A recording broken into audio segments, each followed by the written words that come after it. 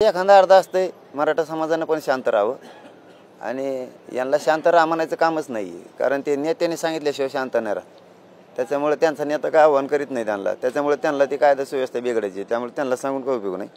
पण मराठा समाजाला मात्र माझं आव्हान आहे की पहिल्यांदाही सांगितलं शांत राहताय राहा, एखादा अर्ध टाकीत असतं टाकू द्या, त्याला काय बघू आपल्याला किती दिवस सहन होत आहे, करू द्या त्यांना चुका बऱ्याच.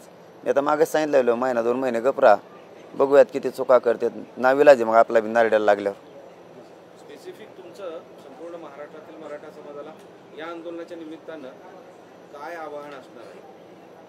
आपण आपले शेतीतले कामं करायचे, आंतरवालीच्या आंदोलनाकडे कोणी यायचं नाही, काम बुडून कामं करायचे सगळ्यांनी. मी इथं खंबीर आहे लढायला, या करोडो मराठ्यांसाठी मी लढायला खंबीर आहे. त्यामुळे कोणी काही काळजी करायची गरज नाही. आपण आपल्या शेतीचे सगळ्यांना कामं उरका, शेतीचे कामं आधी संपले पाहिजे. सरकारी पातळीवरती तहसीलदारांनी फक्त सरकार यावरती काहीतरी मार्ग काढत आहे आणि तुम्ही उपोषण मागे घ्यावा एवढाच कागद दिला तुम्हाला, या व्यतिरिक्त काही हालचाली काही नाही काही दिसत तर नाही सध्या.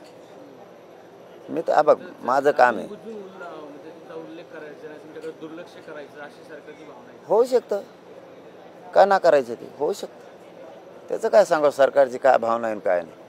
माझं कर्तव्य मी पार पाडतो, लढणं माझं कर्तव्य. समाजाला न्याय मिळण्यासाठी संघर्ष करणं, लढणं ते मी करतो. तुमची तब्येत जेव्हा खंडणीत असते 1, 2, 3, 4 दिवस बऱ्यापैकी असते, त्या काळात कुणीच भेटायला येत नाही. आणि तुम्ही म्हटल्याप्रमाणे मागच्या वेळेस म्हणले आले की माझं पूर्ण हे झालं की मग हे येतात भेटायला. शेवटी बघ त्यांनी कवायचं, आता त्यांचं त्या सत्ता त्यांच्या हातात दिली मराठीने, त्यामुळे ते ठरवतात. माझं लढणं काम आहे ते मी करतो आणि मी लढणार आहे. असंच करत राहिले तर घरी बसते पुढच्या विधानसभेला. ते भेटायला यावं की तिथूनच जर त्या संदर्भातला निर्णय घेतला किंवा तसं पत्र दिलं तर तुमची भूमिका असेल का? ती मला काही अडचण नाही, इकडेच यावं म्हणून काय नाही. मला तर काय करायचं इकडून, त्यांच्या गळ्यात थोडंच पडायचं. मला काय करमत नाही काय त्यांच्या गळ्यात पाडल्याशिवाय, असं काही नाही. त्यांनी तिथून अंमलबजावणी केली तरी काय हरकत.